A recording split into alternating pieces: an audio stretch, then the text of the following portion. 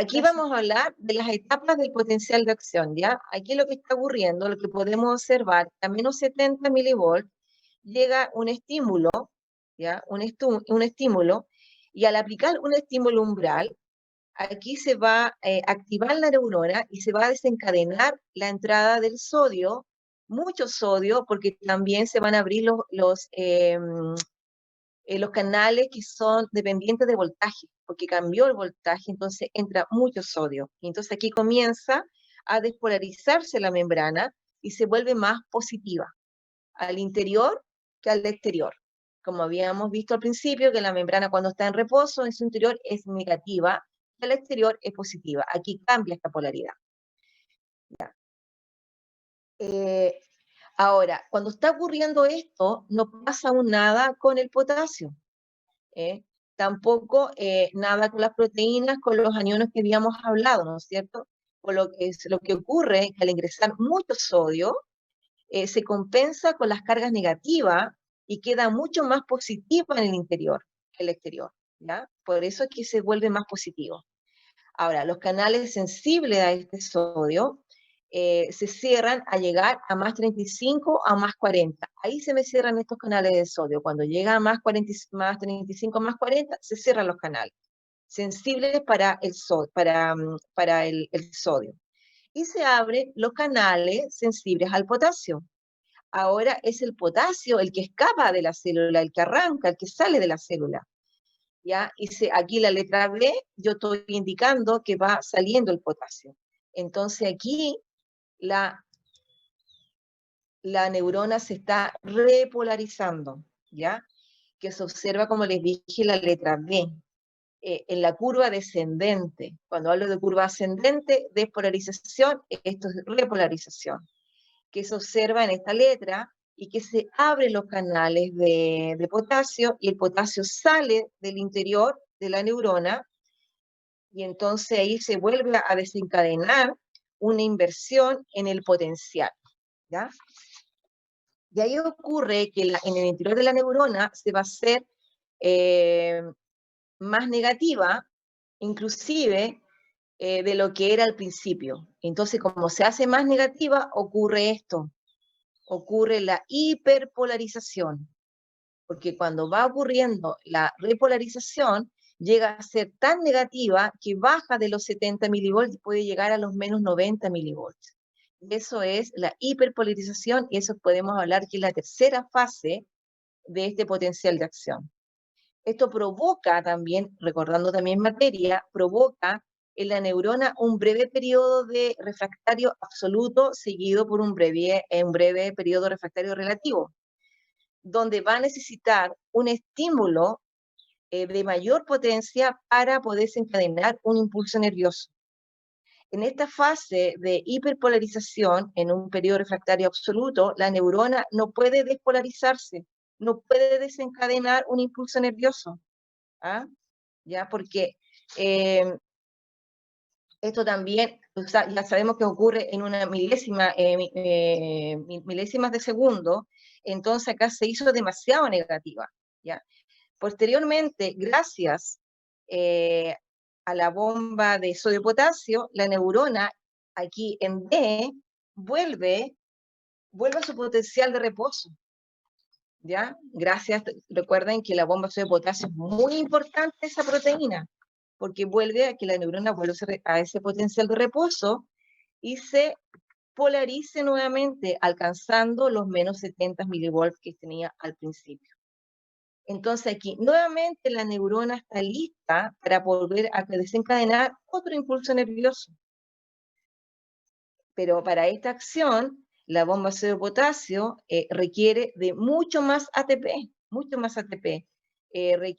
¿Por qué? Porque es tan importante para nuestro sistema nervioso que estas neuronas, ¿no es cierto?, consuman mucha glucosa, porque necesitan mucha energía. Entonces, para tener ATP, nosotros ya sabemos que la gasolina de la célula es la glucosa, las cuales son una mayor cantidad de mitocondrias que tienen estas neuronas. Tienen que tener una mucha cantidad de neuronas, o sea, perdón, de mitocondrias para generar energía, ¿ya? Todo esto importante, se lo estoy diciendo como es como una introducción, pero igual varias de estas cosas también la van a hablar en cátedra. Pero igual a mí me interesa que mis alumnos también tengan nociones de qué van a hacer en su actividad de laboratorio. Entonces, si no recordamos esto, nos vamos a tener no las herramientas para hacer la guía, ¿ya? Aunque igual en la guía hay toda una introducción de lo que yo estoy hablando, porque la guía dice que nosotros tenemos que, ¿cuál es el objetivo? El objetivo es definir conductividad, potencial de membrana en reposo, bomba de sodio de potasio, estímulo umbral, despolarización, ya hemos llegado, repolarización, hiperpolarización, periodo refractario, y ya llegamos hasta ahí, periodo refractario relativo, impulso nervioso, y ahora vamos a lo otro que nos interesa, de las neuronas. Ahora, las características que tiene un impulso nervioso, o mejor dicho, ¿qué característica tiene el impulso nervioso? Primero, que es unidireccional, ¿ya? Se mueve de una sola dirección. Pero esto ocurre, ¿por qué? Porque la neurona tiene esa estructura, ¿no es cierto? Desde el soma, esto pasa por el terminal axónico, entonces como es como una fibra larga, esto tiene un solo sentido. Además, responde a la ley del todo o nada. El estímulo debe alcanzar cierta potencia, ¿no es cierto?, para que se pueda ocurrir este estímulo nervioso. Y para pasar de los 70 milivolts a los menos 55 milivolts, donde ocurre el umbral. Y también es continuo, ¿ya? También es continuo porque cuando tenemos membrana plasmática que no presentan mielina, mire, eso es alguna cosa muy importante, cuando no presentan mielina, se tiene que polarizar punto a punto, para llevar a cabo su conducción hasta el terminal de la acción. Pero ¿qué pasaba cuando esta neurona tenía mielina? ¿Cómo cómo se transmitía este impulso nervioso? ¿Se acuerdan? Si hablamos de la característica de este impulso nervioso que es unidireccional, cuando no tiene mielina pasa de punto a punto, inclusive aparece en la diapo. ¿Cómo la conducción? Es más rápida. Unidireccional. Sí, es más rápida porque es saltatoria. Entonces, como va de nódulo a nódulo, se pone nódulo de Ranvier, entonces va de nódulo a nódulo, es más rápida, ¿ya? En cambio, cuando va de punto a punto, se demora más porque tiene que recorrer todo el axón. Entonces, cuando tiene vaina de mielina, lo hace como saltando. Entonces, apura la causa, ¿ya? Esa es la diferencia. Ahora,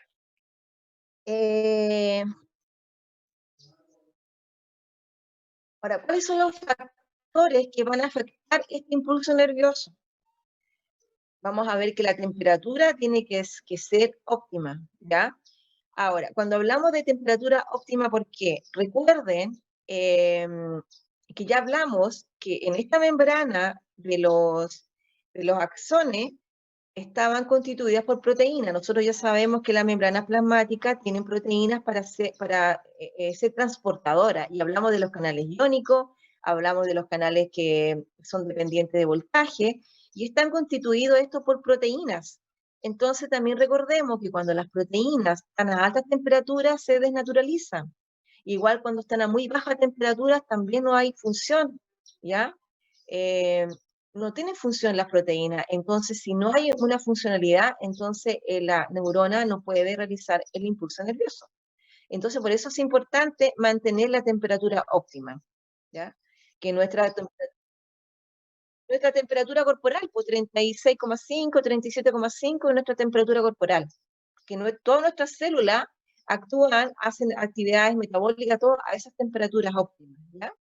Entonces, cuando aumentan mucho la temperatura dentro de nuestras células, pueden provocar estos desajustes y también la funcionalidad más que nada de las células. Entonces, igual que a mayor temperatura también hay una mayor velocidad de conducción, ¿ya? También es importante el diámetro del axón. Si yo tengo un axón, por ejemplo, como lo vemos acá, un axón que tiene una mayor cantidad de membrana, si yo tengo más membrana, tengo más canales de sodio, po, y tengo más canales que se pueden abrir al mismo tiempo, y es más fácil que entre todo el sodio en forma más rápida. Entonces, cuando yo tengo un axón que es más grueso, como así para explicarlo, yo como tengo más membrana, tengo más canales y entra más sodio. Entonces, así también es más rápida toda la conducción. Entonces, a mayor diámetro, también es mayor la velocidad de conducción. Ahí tenemos a mayor temperatura, mayor velocidad de conducción, a mayor diámetro también. ¿Y cuál es la explicación? Es porque tengo más membrana, tengo más proteína, tengo más canales iónicos, tengo más canales dependientes de voltaje y entra más sodio. Eso es. Ahora, si hay vaina de melina, si hay esta vaina, se despolariza solamente los nodos de Rambier, como yo les decía. Y si no hay vaina de melina, el impulso nervioso tiene que ir punto a punto. Entonces, cuando tenemos vaina de melina, también va a ser más rápida la conducción, porque va a ser por un efecto saltatorio, ¿ya? Que va a despolarizar estos nódulos de Rambier solamente. En cambio, cuando no están los nódulos, no está la vaina, no, esto va punto a punto, como ya lo habíamos dicho, y es mucho más demoroso. Se demora, hay conducción, pero es mucho más lento. ¿Ya? Hay una enfermedad que es la esclerosis múltiple cuando uno va perdiendo la mielina, ¿no es cierto? La vaina de mielina, y por eso es que el impulso se hace mucho más lento. Es una enfermedad autoinmune. Entonces, donde hay un deterioro paulatino de las personas cuando tienen esta enfermedad. Ya. Ahora que también tenemos tipos de clasificación, cómo se comunica una neurona con otra neurona para llevar a cabo su función real. Podemos clasificar la sinapsis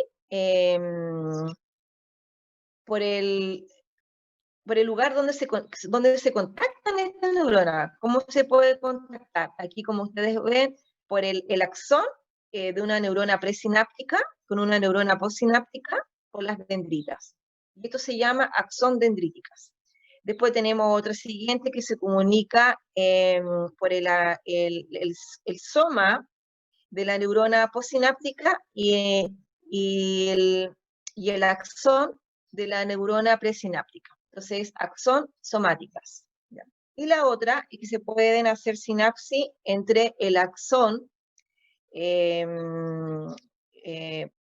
aquí como se ve, esta es la neurona postsináptica, por el axón postsináptico y por el axón de la presináptica. Entonces, es una comunicación axón-axónica. ¿Cuál de las tres sería más rápida? A ver, ¿quién me puede ayudar?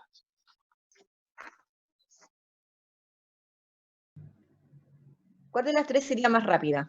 Según ¿La viendo la axónica? clasificación.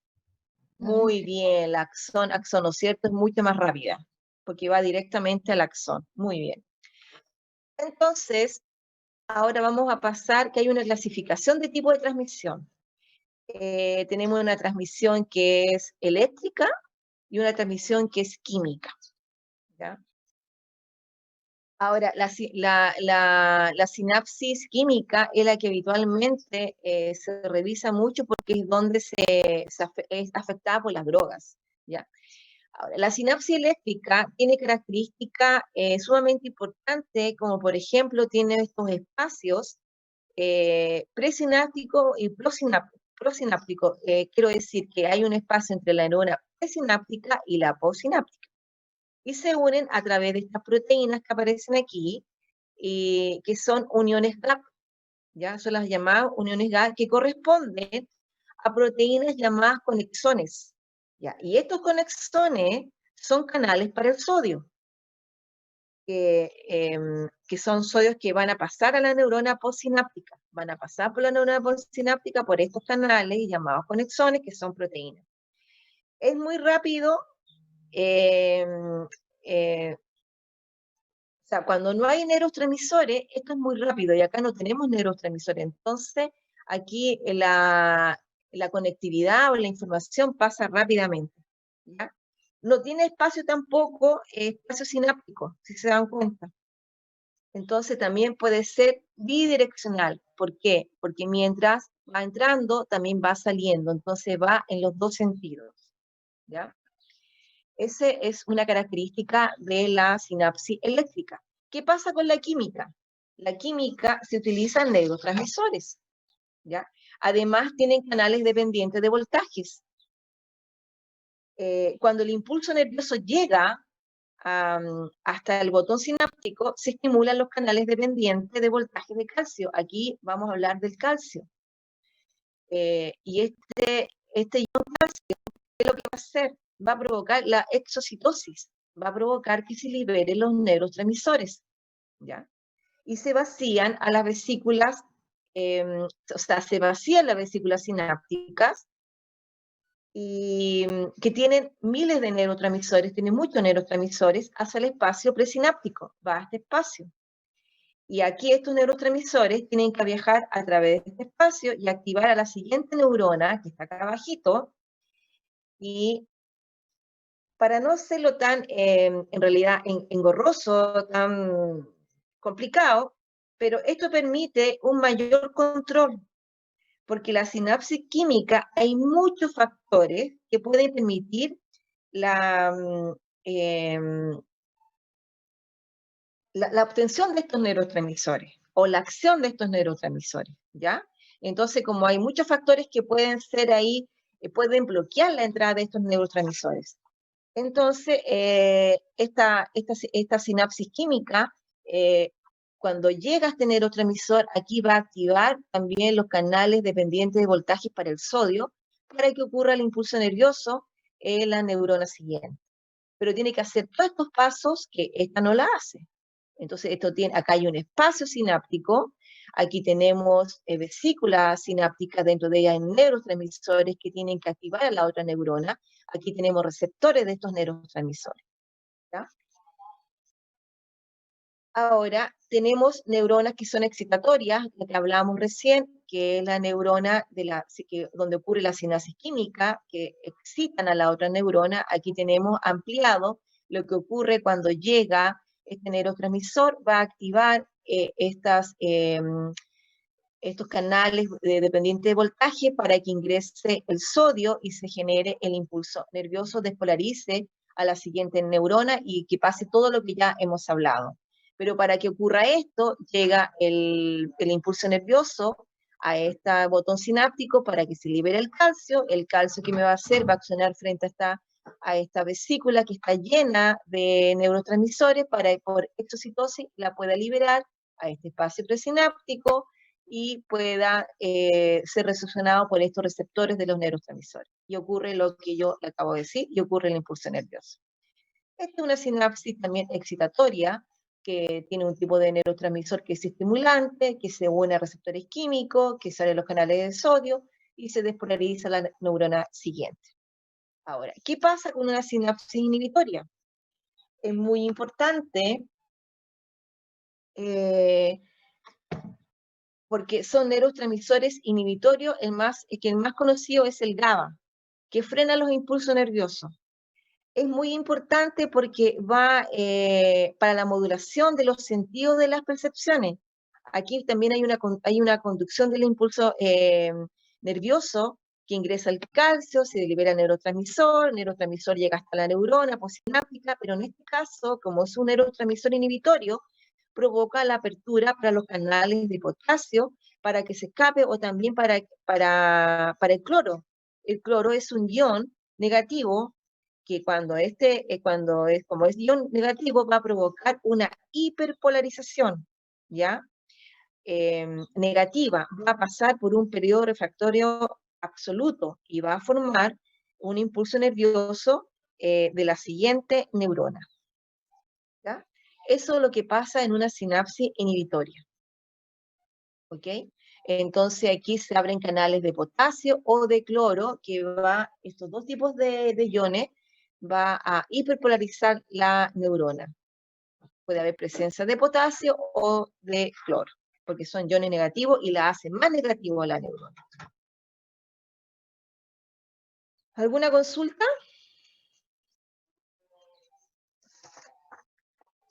¿Alguna duda? Porque esta es la introducción que yo les tenía preparada. ¿Por qué les tenía preparada esta introducción? Porque nosotros tenemos que ¿Dónde se me fue? Wow.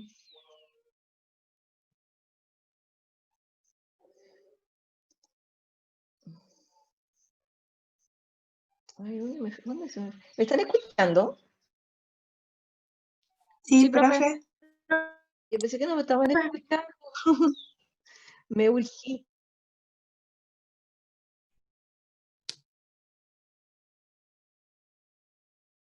¿Perdón? Ah, ah, estamos hablando de la marihuana. Claro, lo que pasa es que ahí, en vez de, mire, a ver, voy a, que sabes que no sé, ¿dónde me fui? Ay. Bueno, cuando hablamos de la sinapsis química, nosotros hablábamos que había neurotransmisores, ¿no es cierto? Neurotransmisores que tenían receptores específicos, receptores químicos.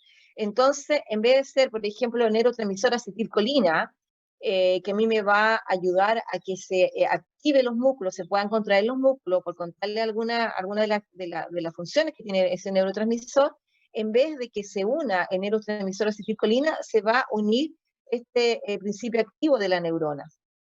¿Te das cuenta? Entonces me va a bloquear que este neurotransmisor pueda accionar de forma activa, como que lo bloquea. Entonces, en vez de usar los neurotransmisores, va a usar ese principio activo.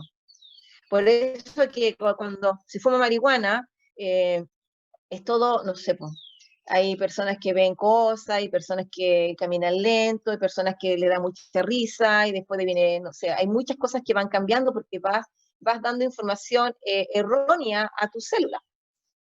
Entonces, no, es momentáneo, po, es momentáneo. Ahora, ¿cuáles son las preocupaciones también y los estudios que se han hecho hasta ahora? Es que cuando un adolescente está en plena maduración neuronal, esto le puede provocar daños permanentes, porque la neurona todavía no está madura, la neurona madura hasta los 24 años. Por eso cuando uno es muy dependiente de la marihuana en la edad adolescencia, cuando está madurando, claro que le va a provocar alguna deficiencia neuronal, ya sea problemas eh, con la retención, problemas con la comprensión, muchos problemas a nivel de cerebro. ¿Ya? Esos son los estudios que se han hecho hasta el día de hoy. Y por eso cuando yo hablo de esto, mis hijos me dicen, bueno, voy a cumplir 24 años y ya puedo fumar marihuana porque ya estoy maduro. No, porque igual las neuronas no se regeneran, no se regeneran. Entonces, si hacemos un abuso y uso de ciertas drogas, no solamente la marihuana, hay muchas otras drogas más que nos pueden provocar estos daños. Entonces, nos pueden provocar daño a las neuronas a futuro. Por eso es que, y además que se fuma y también tú estás provocando este monóxido de carbono, que igual hay una contaminación a nivel de neurona con el CO2. ¿Ya? Eso, no hay de qué. Oye, ahora no sé por qué. eh, bueno, ustedes me dicen que no tienen problemas con el con el FISOEC, ¿no es cierto?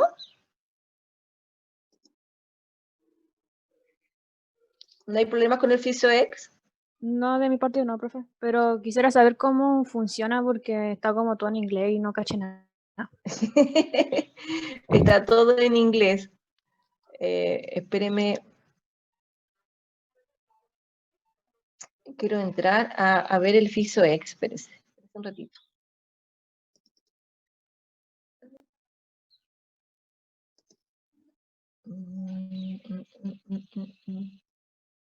Voy a bajar aquí. Ustedes no están viendo nada del FISOEC, ¿no es cierto? En este rato. Ya. Ahora, ya. Ustedes entran al FISOEC, ya. Si ya lo bajaron en todo, entonces le aparece este como rompecabezas y le hace permitir. Y sale un reloj. ¿Me van escuchando? Y después dice procede, usted procede.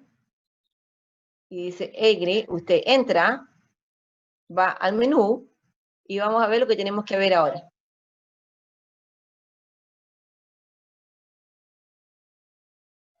Churra. ¿Y cómo tengo que hacerlo? Me pilló la tecnología. Seguir compartiendo y colocar el programa oficial. Ya, espérate. Ay, esto me pone nerviosa esta cosa. Tranqui, profe, si nosotros somos pacientes. Y cuando tengo este tipo de problemas, yo llamo a mi Salvador, que es mi hijo.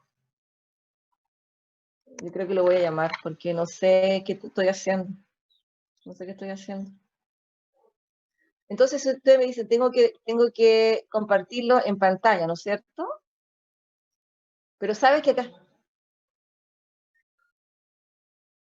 Ah, ya, Sí. pero mira. Tiene que hacer lo mismo con el programa. La misma No, ya. con Yo el Google. ya entré, ya. Yo no sé, no he visto nada. ¿Y ahora lo ven? Sí, ahora sí. Ya, no está haciendo cosa que nada que ver, pero tonta, ya. Entonces, ¿me devuelvo para atrás o no? ¿O está bien ahí? Creo que así Ya. aparece al principio, ¿no? Sí, así parece. Entonces entramos al laboratorio que es este. Entonces yo voy con mi guía, voy viendo mi guía y me dice la primera actividad, ¿la hiciste? Y ya, entonces para los que...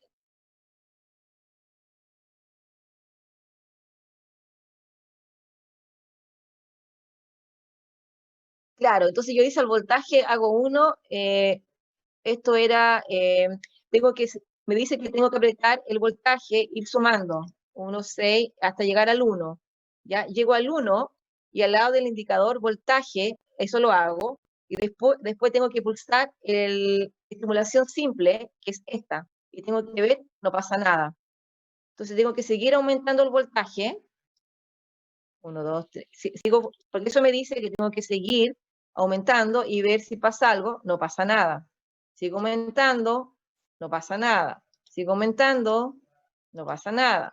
Sigo aumentando y ahí pasó algo. Ahí se generó el impulso. Entonces acá me pregunta, ¿cuál fue el voltaje del umbral o el voltaje al cual viste primer potencial de acción?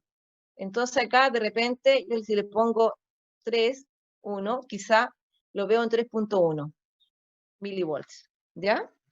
Después me dice, esto yo lo puedo guardar acá, ¿ya? Lo guardo ahí, en los datos, reguardar los datos.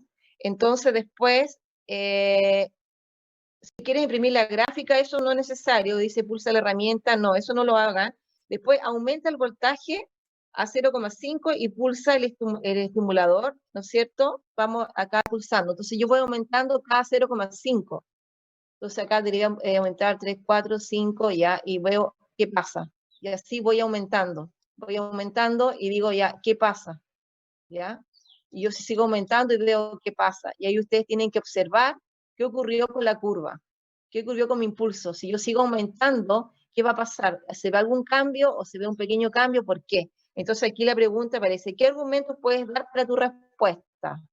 Entonces, de lo que nosotros hemos hablado, ustedes tienen que, y lo que sale en la guía, tienen que dar su respuesta aquí en la guía. ¿Ya? Ah, ya entendí, profe, gracias. Es muy entretenido este PhysioX porque son laboratorios, son simuladores. Entonces yo me puedo devolver, puedo volver a hacerlo hasta que yo lo entienda. Y siempre mirando la gráfica, ¿qué ocurre? Entonces, como aparece eso, después aparece la estimulación mecánica. También aparece la estimulación térmica. Entonces nosotros hemos hablado qué pasa con la temperatura, también hay estimulación química, también hablamos de la sinapsis química, también hay probando efecto del éter. Entonces también vimos qué pasaba, qué pasa con una sustancia tóxica que puede ser si se inhala en grandes cantidades. Entonces, estamos viendo cómo excitamos el impulso y cómo lo inhibimos. Estamos viendo las dos partes. Entonces, con todo lo que yo les he contado, así rápidamente la introducción, ustedes ya saben cómo se excita y cómo se inhibe. ¿Ya? ¿Alguna otra consulta?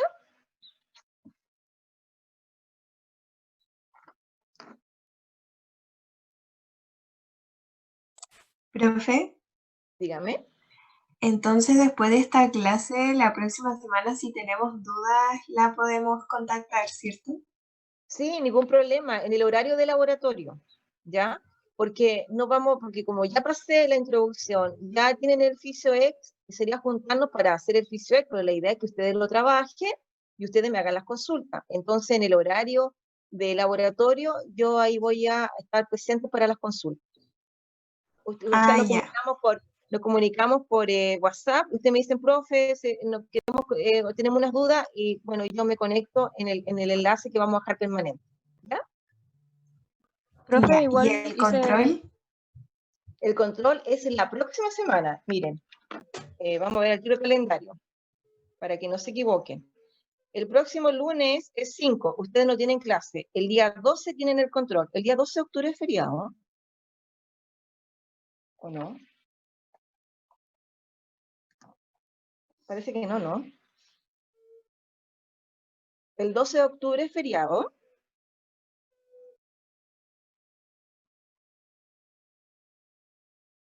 Parece que no, ¿no? Ya, laboratorio N. Entonces ustedes comenzaron el día el 28 con impulso nervioso. El día 5 no tendrían clase porque ustedes tienen que trabajar. También la idea es dejar las horas de mi clase para que ustedes trabajen y así tengan su horario, no sé cómo ustedes se planifican, pero para su otra asignatura. El día 12 de octubre, ustedes van a tener el control. ¿Ya? Y por eso le estamos pidiendo toda esta información en el formulario, porque vamos a crear el curso en el Classroom, y por el Classroom ustedes van a tener que entrar a dar el control, ¿ya? Pero el día 5 de octubre, que es el próximo lunes, si ustedes tienen duda, me pueden comunicar por WhatsApp y nos ponemos de acuerdo. Porque yo prefiero WhatsApp. Mm.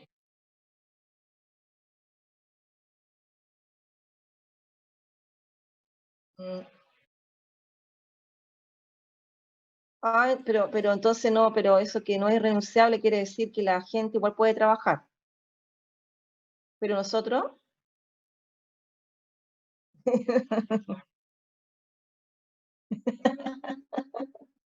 Pero si fuera feriado el día 12, ¿a usted no le molestaría que nos juntemos igual? ¿O igual es de lata? Es que no, lo que pasa es que a veces yo en realidad mejor no meterme en problema, porque si la universidad dice que es feriado, estoy sonada, no, mejor no. Exactamente, después me puedo meter en problemas porque quizá un alumno no está de acuerdo, mejor no, no, no. Entonces, mira, si el día 12 llega a ser feriado, nos comunicamos y nos juntamos cualquier día de la semana, pero de esa semana para no atrasarnos, ¿ya? Porque yo estoy viendo que la universidad ya puso 2 semanas de vacaciones. La semana, justamente, pues la semana del 12. Mira, la semana del 12 al 16 es vacaciones. ¿Qué voy a hacer, Dios mío? Sí, son vacaciones, receso. Qué terrible. O sea que no lo... Chiquitito. Entonces nos vamos a tener que ver el 5. Profe, ¿Mm? igual hice un grupo en WhatsApp y la agregué para que nos comunicaran. Ya, mi amor, si lo vi. Oye, Ay, entonces nos vamos a tener que ver el 5 con el control, porque no podemos pasar tanto tiempo, porque saben que son 7 laboratorios. Y después hay otro receso en noviembre, parece que el 16 al 20. Y me estaban contando que iban a hacer otro receso más, así que yo no sé cuándo voy a terminar. Y son 7 laboratorios. ¿Nos juntamos el lunes 5 para no atrasarnos ya, tanto? ¿Ya? sí, Ya, profe. Entonces el lunes 5 hacemos el control, ¿ya?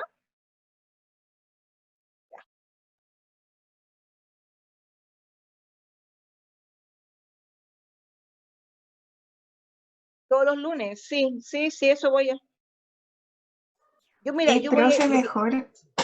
Lo que pasa es que yo también, es que este laboratorio es más cortito, pero hay otro oficio que son un poquito más largos, entonces por eso que yo doy cada 15 días, porque para que el alumno tenga tiempo de realizar el FISOEX, porque igual yo sé con el tema de que estamos trabajando online, estamos en la casa, de repente no nos planificamos bien con el tiempo, nos vienen los ramos encima, yo eso lo tengo súper claro. Entonces por eso que estoy dando esa alternativa, ¿ya? pero cuando yo vea que ustedes realmente están bien, entonces lo hacemos por el tema del control también. Por eso les doy cada 15 días para que estudien, porque ya no es como los laboratorios de biología, que es mucho más fácil, esto es un poquito más complejo, es más materia, ¿ya? Entonces ahí vamos viendo en la marcha. Si yo veo que se nos está acabando mucho el tiempo y me faltan muchas cosas, ahí ya nos vamos ajustando al tiempo, ¿ya? Total, estamos online, podemos hacer cualquier cosa con el tiempo, podemos hacer clases en la noche. ¿Ah?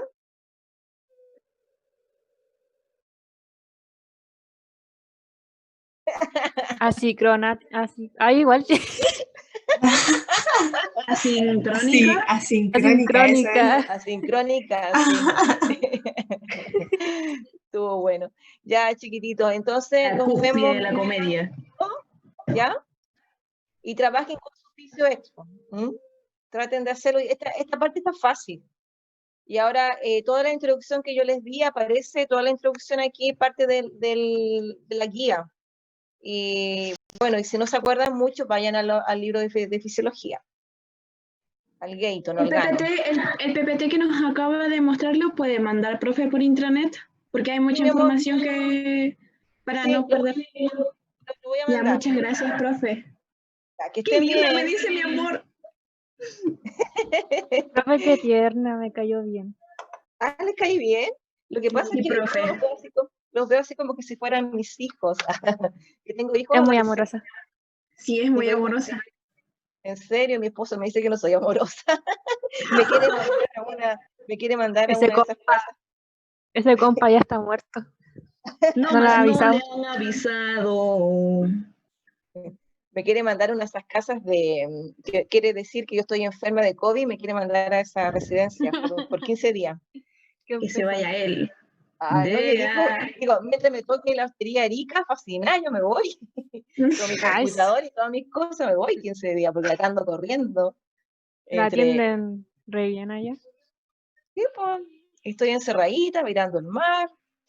Pero tiene que ser la hostería Erika, no puede ser otra cosa, así que...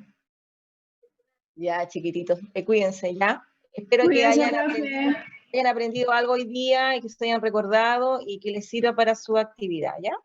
Ya, profe, gracias. Chao, cuídese. Gracias, profe. Cuídense. No, profe. Cuídense, profe. Chao. Chao, profe. Chao. Chao, chao.